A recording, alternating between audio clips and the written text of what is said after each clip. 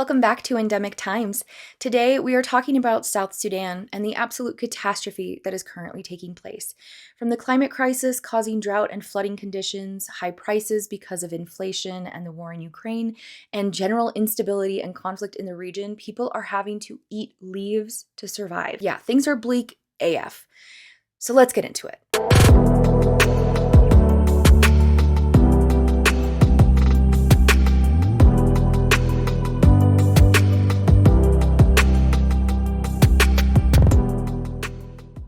More than half of the population of South Sudan, which is 6.6 million people, are severely hungry, including 2.2 million people that are at the risk of starvation. As has been discussed here, this is a serious issue occurring in so many nations, from Somalia, Ethiopia, Yemen, Libya. All of these regions are suffering in exponentially elevated rates because of the serious lack of funding from foreign nations, primarily because of the war in Ukraine that has caused prices to skyrocket. It is these compounding effects that are hitting these already struggling regions, which is why we are seeing the devastation that we continue to sadly see. Without an urgent increase in aid, 7.7 million people, 2/3 of the population, will face severe food shortages next year. This is also the 5th consecutive year with severe flooding that is destroying crops and homes, leaving around 70% of the country inundated. Nearly 1 million people have been forced to flee their homes in search of food and shelter. One person's own account of the devastation said that they are currently living on shrub leaves along the rivers.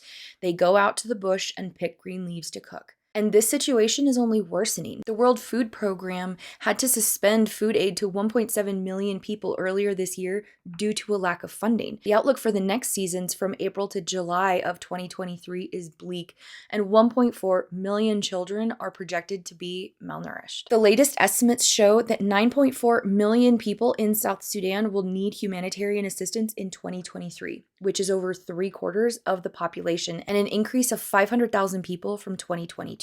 The war in Ukraine is really having one of the biggest effects on these regions because of the inability to provide humanitarian aid as countries continue to drain international resources, which is increasing the cost of so many critical necessities. Some regions are nearly double or triple the prices in the capital, the only area that is connected to the rest of the region of East Africa.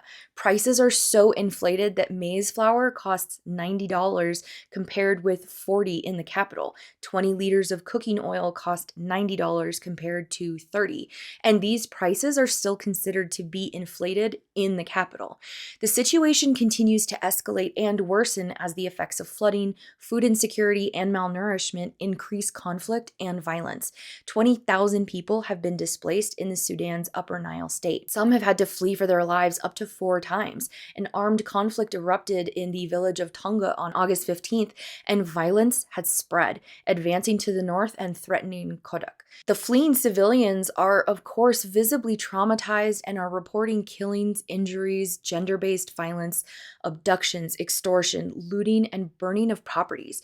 Many have lost their homes and have been separated from their families. In the first interagency visit to the village since it was attacked, some 4,000 civilians sheltering there were forced to flee to Malakal and its site for internally displaced people. The site was originally set up nearly 10 years ago to host up to 12,000 internally displaced people, but now some 37,000 are accommodated there. This means that there is a big concern with overcrowding, which can lead to another host of issues, from the spreading of illness and disease to interpersonal conflict. I mean, the list just goes on, and the survivors of the attack reported that dozens were killed or wounded, while others drowned in the river when trying to escape the attack. The numbers as they stand now in South Sudan are that 6 million people need urgent life-saving aid due to everything that is happening in the region. The end of November saw just 46% of the US 214.8 million needed had been received. I will say it again, the war in Ukraine is having devastating effects that is not confined to their region alone. It is affecting the globe, from economies entering recessions, increasing the costs of goods, disrupting supply chains, and increasing conflict. It was and continues to be a horrible decision to continue the escalations and not call for peace, because so many people are paying the price. And as we are seeing, it's the people that have no choice in the matter that are paying the highest cost.